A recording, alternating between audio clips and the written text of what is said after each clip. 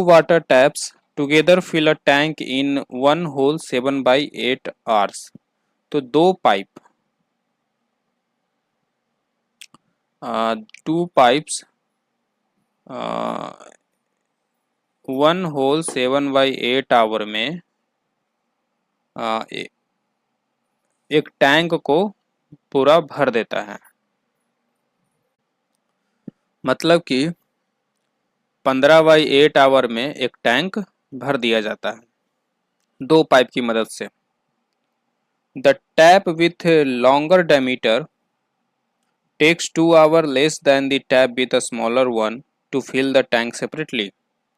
तो जो longer diameter वाला पाइप है स्मॉलर से 2 घंटा कम लेता है। तो मान लो ये टी आवर्स लेता है तो ये टी माइनस 2 आवर्स समय लेता है।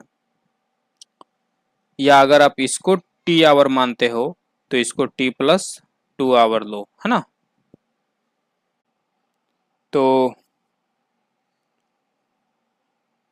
हम यहाँ मान लिए हैं कि स्मॉलर डायमीटर वाले पाइप को टी आवर समय लगता है। Let smaller diameter smaller pipe takes T hour and larger pipe takes T minus 2 hour. Okay, तो ये टी आवर क्या है? स्मॉलर पाइप टी आवर में एक टैंक भर देता है सेपरेटली, अकेले, और larger pipe T minus 2 hour में एक टैंक भर देता है। ठीक, हमसे पूछा गया है find the time in which each tap can fill the tank separately, तो हमें टी निकालना है। तो इस तरह क्वेश्चन में हमें सबसे पहले रेट निकालना होगा। तो स्मॉलर पाइप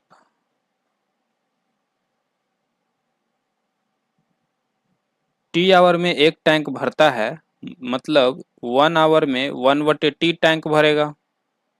ठीक, और लार्जर पाइप 1 आवर में 1/T माइनस 2 टैंक भरेगा, है ना।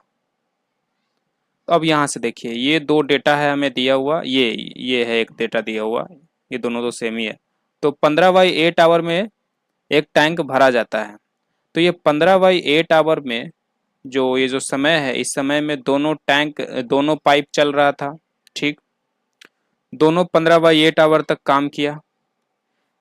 छोटा वाला पाइप 1 घंटा काम करता है तो इतना हिस्सा भर देता है, और 15 बाई 8 आवर तक काम करेगा तो 1 घंटा में इतना। तो 15 बाई 8 घंटा में 15 बाई 8 घंटा में 15 बाई 8 इंटू 1/T टैंक, है ना, इतना हिस्सा भरेगा।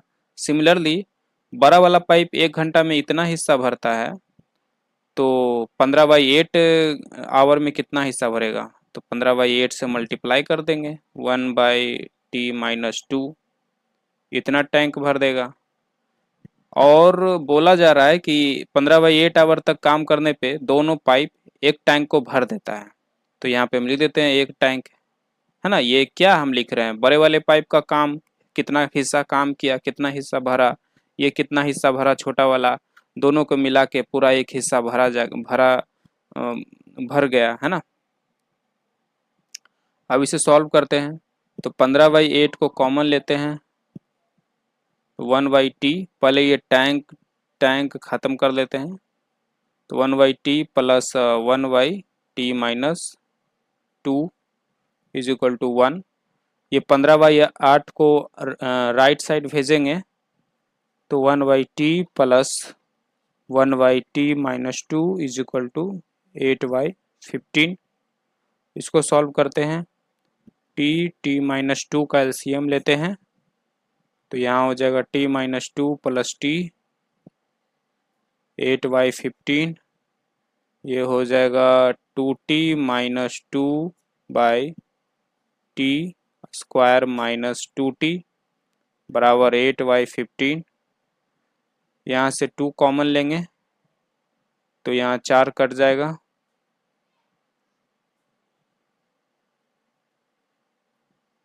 तो t minus 1/t² minus 2t बराबर 4/15। तो यहाँ क्रॉस मल्टीप्लाई करेंगे तो 15t माइनस 15 बराबर 4t² माइनस 8t। अब 4t² minus 8t minus 15t plus 15 बराबर 0। 4t² माइनस 23t प्लस 15 बराबर 0।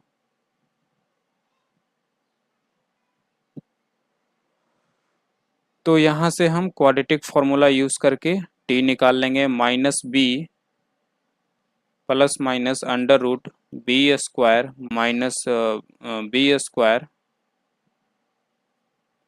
b² minus 4ac by 2a। तो 23 का स्क्वायर होता है 529। ठीक, और ये हो गया 15 चौक 60, 60 गुना 4 240। घटाएंगे तो मुझे आ जाएगा 289 जो कि होता है 17 का स्क्वायर।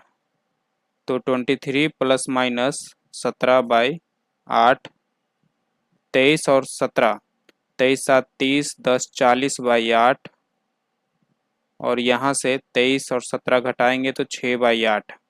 तो ये टाइम आया मेरा। एक टाइम आया 5 आवर और दूसरा टाइम आया 6/8 आवर। तो कौन सही है? तो देखते हैं, चेक करते हैं। ये टी हमने छोटे वाले पाइप को माना था, तो छोटे वाले पाइप को 5 घंटा लगेगा। और जब छोटे वाले पाइप को 5 घंटा लगेगा तो बड़े वाले पाइप को 2 घंटा कम लगेगा, मतलब 3 घंटा लगेगा। अब इससे करते हैं, छोटे वाले पाइप को 6/8 आवर लगेगा तो बड़े वाले पाइप को 2 घंटा कम। तो इसको सॉल्व करते हैं तो 6 माइनस 16/8 माइनस 10/8, और टाइम कभी नेगेटिव में नहीं होता इसलिए ये गलत है। तो आंसर मेरा ये हो जाएगा। ये गलत है तो ये भी गलत हुआ।